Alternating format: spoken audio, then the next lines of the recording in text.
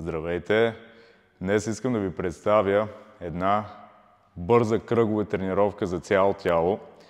Тази тренировка е предимно с цел повдигане на пулса, изгаряне на калории, издръжливост, което също е много важно, не само за цел отслабване, изтягане, но и най-вече за сърцето. Това също много добре ще ви се отрази на целият начин на живот, ако не просто изглеждате здрави, но имате и здраво сърце. С това казано, имаме 3 упражнения. Ще изпълняваме по 10 повторения от всяко упражнение.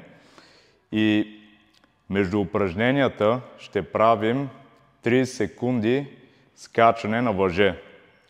Сега, тази тренировка по принцип е за по-напреднали, но аз ще ви дам и по-улеснените версии на упражненията, за да може и начинаещите да се включат. Пък за въжето, ако все още не може да скачате на въже, може да си използвате малко въображението и да си създадете невидимо въже и просто да имитирате все едно скачате на въже. Сега, какво правим? 30 секунди ще скачам на въже, после 10 повторения правя от първото упражнение, после пак 30 секунди на въжето, после второто упражнение, 30 секунди на въжето, третото упражнение и после имаме почивка 1-2 минути. Това е един кръг. Така, по принцип, трябва да направите от 3 до 5 кръга. Аз сега няма да правя цялата тренировка, защото това видео ще стане много дълго, но ще ви демонстрирам първия кръг.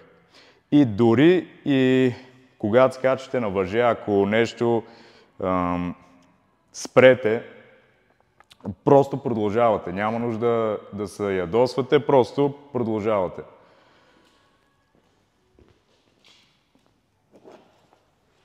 Сега 30 секунди, той колегата ще гледа времето, започвам да скачам.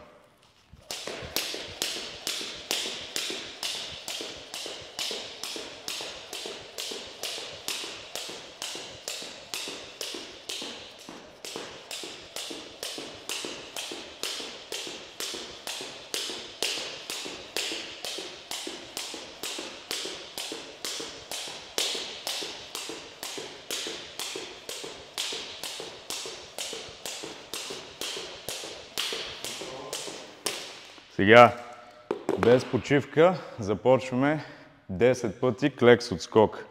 Бутаме таза назад, издишваме, изкачваме нагоре, изнасяме ръцете настрани. Ако ви е трудно клекс отскок, просто правете полуклек, без отскок. Айде 10 пъти.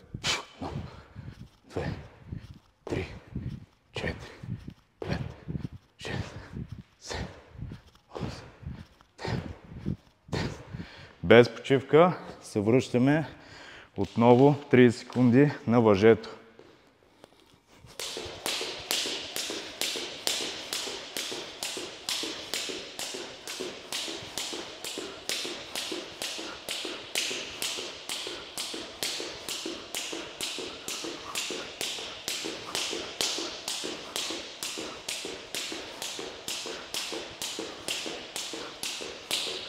Тук най-важното е да контролирате дишането.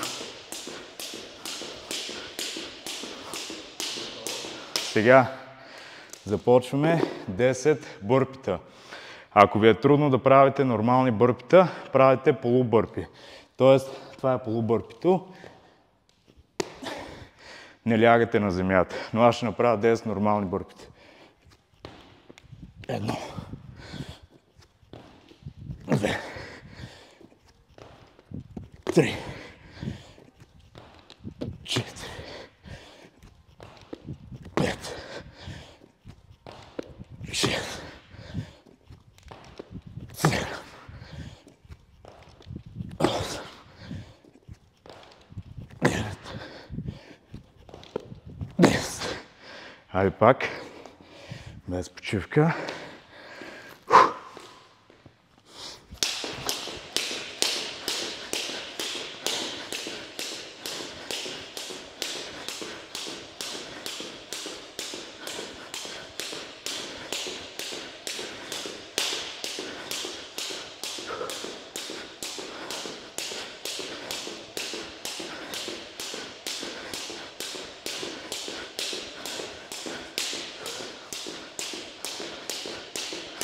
Опа, и продължаваме, няма проблем. Добре, сега всъщност се обърках. Последното не е 10 повторения, а е 20, защото е 10 пъти на крак правим планински катерач. По-осложената версия е по-бързо, по-улеснената е по-бавничко. 1, 2, сега правим 20 пъти, 10 на крак.